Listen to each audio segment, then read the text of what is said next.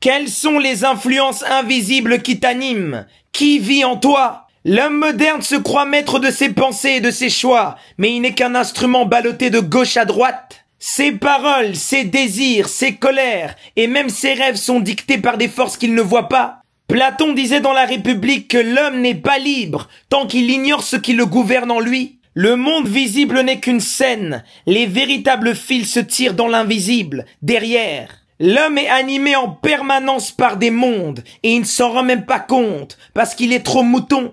Tu es traversé en permanence par des influences, que ce soit les mémoires transgénérationnelles, les archétypes collectifs, des chimères, des illusions, et parmi tout cela se trouve la voix silencieuse de ton âme.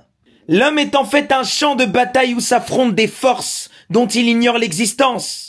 Chaque jour tu prends des décisions, tu adoptes des comportements qui ne proviennent pas de toi-même. L'homme actuel est tellement possédé qu'il est convaincu que tout ce qui lui traverse par la tête provient de son soi supérieur. Tu es possédé, mon ami, et tu ne le sais pas. Tu ne le sais pas parce que tu n'éveilles pas tes corps supérieurs. Tu dors trop. Qui s'exprime quand tu parles? Qui désire quand tu désires? Est-ce vraiment toi ou l'ombre d'une influence qui se nourrit de ton inconscience? Le monde moderne endort ta lucidité pour que tu serves de canal aux forces du chaos sans jamais t'en apercevoir. L'initié se remet en question à chaque seconde. Qui parle en moi? D'où vient cette pensée? Que veut dire cette émotion? C'est l'interrogatoire H24 dans mon cerveau. Il faut se placer en tant qu'observateur et vous allez voir le théâtre et la comédie défiler. Les gens sont convaincus qu'ils dirigent quelque chose. Vous dirigez rien. Les gens manifestent, ils protestent, ils s'indignent,